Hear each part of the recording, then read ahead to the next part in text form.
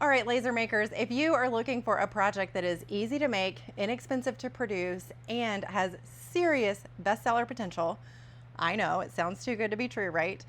DIY paint kits should be on your list of things to make this year. In this video, we are going to cover why these kits have such great selling potential, how to make, market, and package them, and then later in the video, I am going to give you a real-world pricing example using my own kits. Now, DIY paint kits have actually been on my list of things to make for quite some time. So since we are headed into fall selling season, I figured this was the perfect time to sit down and design a collection. Now, full disclosure, Halloween is actually my least favorite holiday, but sometimes as a business owner, you have to make what your customers want, not just what you want to make. So I finally came up with some designs, and I may have gotten a little carried away because I designed an entire Halloween collection that I will be adding to my market booth this fall, and I even have additional designs for fall and Christmas in the works. So for this Halloween collection, I created a boy and a girl ghost, and they have different accessories that you can mix and match to change up the looks. I also have a cat, a witch, a vampire, and a candy corn, and a boy and girl version of that as well. So there are a lot of designs, there's a lot of variety, and they all work together as one coordinated collection. Now, if you like any of these designs, but you don't want to start from scratch, I will have the entire collection linked in the description below. So without further ado, let's get into why I think these are one of the best products that you can add to your lineup. All right, so DIY paint kits are a great seasonal activity. As we head into fall, people are going to be looking for things they can do together, and these fit that bill perfectly. Now for makers, this product ticks all the boxes. They are super quick to produce. They have mass appeal, appealing to both kids and adults alike. They have endless design possibilities. I feel like I say that in a lot of my videos, but it's totally true. And they are really easy to batch. You can fill up your entire laser bed with one design or a bunch of designs and cut them all out at once so they're ready to go. Now you could also do custom designs for things like sports teams or scout troops. You could do after school programs or churches or ladies paint nights. Y'all, ladies paint nights are such a big deal in my area. I don't know about yours, but that would be the perfect scenario for one of these DIY paint kits. Now you also have wholesale opportunities for these, things like boutiques or gift shops or other retailers that are looking for seasonal activities and gifts. They're also great impulse purchases at markets. They're great for like moms or grandmothers who are looking for something to keep those kiddos occupied for a few hours on an afternoon. And my most favorite thing about these is their economics. This is their biggest advantage. Now, normally when I hear somebody say low cost, high profit, I cringe. I mean, like, I get extra twitchy when somebody says that because 99% of the time they are not accounting for their labor in their profit figures. So I actually think this could be low cost, high profit because there is no finishing. You have no paint, you have no stain, you're not touching the wood at all. There's no assembly of these things. So not only are your material costs low, but your labor is cheap too. You just cut it, pack it, and ship it. It is super stinking easy. All right, so let's get into how to actually make these. Now, if you are designing your own paint kit, the construction of this is really simple. You're just going to need a base with some tab holes cut into it, and then you'll want a backer that's like the full profile of your design with the tabs on the bottom, of course, so that you can just slip it straight into the base, and then it will stand up on its own. And then of course you'll need all of the little, front bits and the details that actually bring the design together. Here are his cute little glasses. So you'll need all of those as you cut it out as well, and those will just go right on the front, of course. Now, as far as size goes, I recommend anywhere from 8 to 12 inches. I really wouldn't go much smaller than that because depending on your design, you could end up with some tiny, like fiddly or fragile bits. So my designs are 10 inches tall, and I think that's the perfect size for like a mantle or a shelf sitter or something that you can display on your desk. Now, as far as material goes, I used 1/4 inch plywood. I did not test it with 1/8 inch, but I'm sure you could. Now, you might want to cut out an extra backer just to make it a little extra beefy, give it a little more substance. Now, MDF would be a really good choice for this because it paints beautifully. Now, just remember that when you are designing your files or using any other files that have a tabbed or slotted design, you're going to need to adjust the width of your slots and the length of your tabs based on the material that you're using. So just keep that in mind. In order to do that, you just want to check your material thickness and make sure you do any adjustments before you actually cut it out. Whatever you use or whatever design you make, you want to fully test the product. You want to cut it out and go through the full painting process and assembly process to make sure you're catching anything, any confusing parts, any bits that are too fragile, anything that doesn't make sense during the assembly process, because you want to catch those things before your customer does. You'll also want to make sure you paint it, go through the painting process, because that way you can recommend to your customers what works well and what might not work so well for this particular project. I experimented with a bunch of different options when it came to painting these, and I really like these paint pens. So you're basically just coloring the wood, and they are way less messy than paint. For larger areas, I would recommend a paint and paintbrush, something like this. You don't want to spend a whole bunch of time coloring it. Plus, it gives you a little more of a consistent finish when you're using paint on larger pieces. For the tiny details, so these paint pens, they're Artistro. They do have a fine tip version, and so I recommend these for some of those finer details. Fine tip Sharpies also work really well for that use case. And speaking of Sharpies, they actually sell this like skin tone kit that is perfect if you're doing things like faces or hands. So I would definitely recommend picking that up. Now, I have even found that colored pencils will work. So if I didn't have a specific color that I wanted on, one of the details, then I just went for a colored pencil, and that worked really well. Now, some things like Sharpies and colored pencils are not going to work very well on MDF, but they work great for plywood. So your material choice is going to determine the types of paint you can use. So just keep that in mind when you are choosing your materials. Now, to assemble them, you've got a couple of options. Where's my CA glue? Nah. Be right back. When it comes to assembly, I would dry fit everything first. You just want to make sure that you're putting all of the pieces in the spot where they need to go on the backer.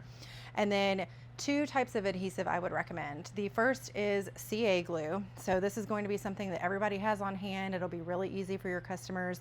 They can just dab a little spot on the back and place the piece onto the correct spot on the backer board.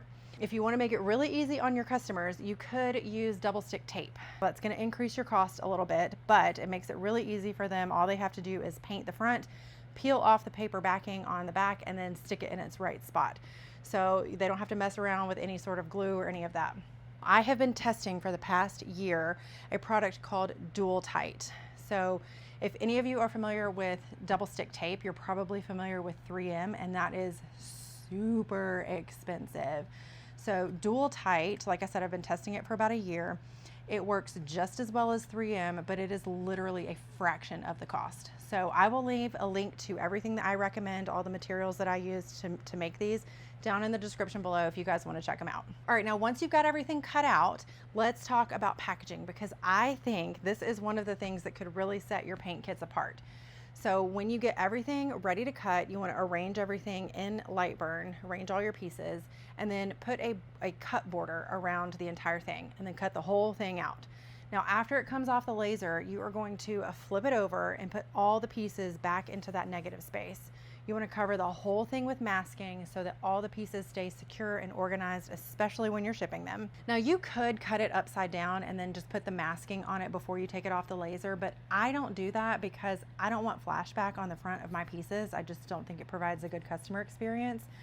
So once you've got everything masked up, I would include some basic instructions. You want to put it into a clear self-sealing bag, and that makes it easy to ship. It makes it really easy to display when you've got it at your market booth or in a retailer's boutique.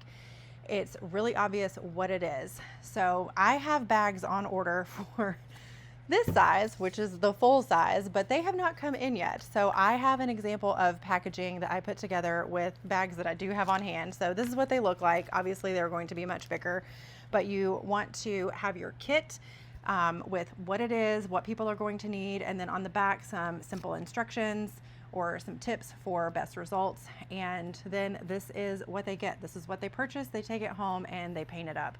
Super stinking simple. Now you could make this a more all-in-one type kit with those like mini paint pot sets and paint brushes that you can get on Amazon. Now personally, I don't think they're worth the headache. There is a lot of potential for damage during shipping. Now, of course, if you're going to be selling paint, I definitely recommend putting it in a sturdy box instead of, a cellophane bag like this. Now, adding paint also increases the cost as well as the price, and it really only gives a marginal increase in perceived value. So I plan to sell these just as a kit, and I will let the customer decide what materials they want to use to paint them, with recommendations from me, of course. All right, now that you've got them all packaged up and you are ready to sell them, how you market them is what's going to actually make them sell.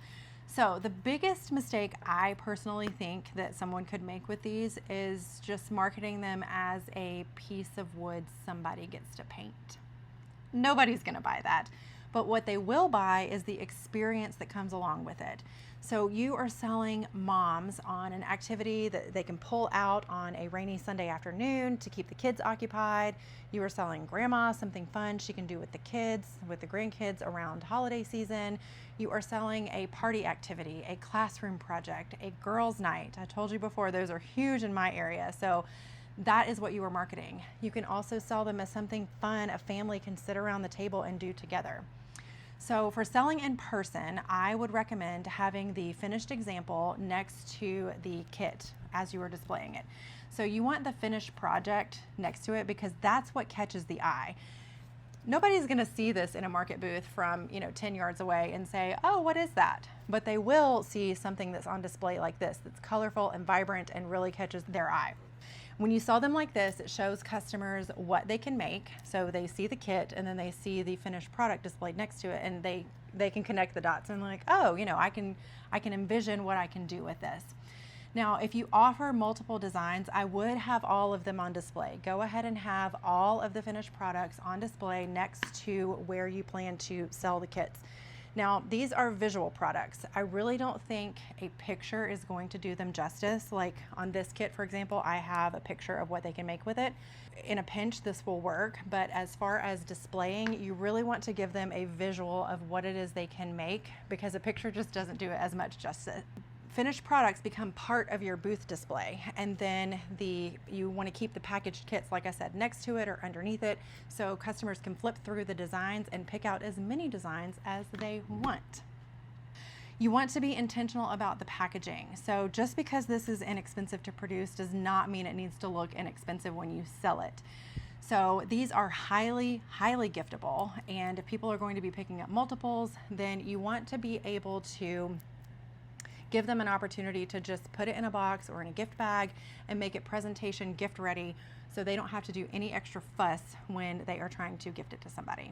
All right, now as far as selling online, when you sell these, you want to make it immediately obvious that this is a DIY paint kit and not a finished product. So for your main listing photo, I would show something like the unfinished kit next to the finished product, so the customer can see exactly what they can make. Now for the rest of your photos, remember you're selling an experience, so you need to show exactly what comes in the kit. You want to show the individual pieces, you want to show the painting process, have a few photos that really speak to the experience, like I mentioned, with a table set up with paintbrushes, people actually painting the kits. I mean, you get the idea. You don't want there to be any confusion about the fact that this is an unfinished product. Now for your listing description, think about all of the use cases that you can have when you are creating your listing. So your SEO keywords, your description, even your product tags and your photos can give you more opportunities to reach more customers. So think about things like somebody may be searching for party activity or screen-free kids activity or fall break project, family craft night. So those are the types of things you want to think about. Now, do not cram all of that into your product title. You want the rest of your listing to help you sell those products and help more customers find your products. By using those types of keywords, you're going to widen your net, and it will help customers who may be searching for something adjacent to what you're selling. It may help them find your product, and when they come to your shop, you'll have a whole collection of paint kits, giving them more reasons to buy from you. All right, now don't forget opportunities to sell these beyond individual customers. Like I said, these are great for parties, teams, after school and church programs. paint nights. And those types of customers, they're not buying just one kit at a time. They are buying in bulk, 20, 50, 100, maybe even more. So you could reach out to local organizations directly and let them know that you offer quantity pricing for groups. You could sell these at wholesale. So local boutiques, gift shops, pumpkin patches would be great. It's a great fit for those who are looking for inexpensive, giftable, and easy to display items for their shop. Now, I don't want you to think of these as just Halloween products. So when a customer buys one of these from you and they have fun with it, it is a great opportunity to bring them back with new seasonal designs. So keep that momentum going. You want fall and Christmas designs coming right behind it. That gives customers another reason to come back and buy from you. Now, the biggest takeaway that I think with these is that this is not just another laser cut project. You want to market the activity, the occasion, the memory that somebody can make with one of these. And I really think that's where the real selling potential is with these. All right, finally, pricing as promised. Now, I get this question a lot. How would you price something like that? Now, there are a lot of things that go into pricing a product correctly. Your materials, your machine time, your overhead, your labor, and of course, your profit. Now, all of those numbers are going to be different for every business, so I am not going to give you some magic formula that will tell you that everybody needs to sell these for the exact same price. But I do want to give you some real numbers so you can see why I think these have such good profit potential. So for these kits, I am using 1/4 inch birch plywood.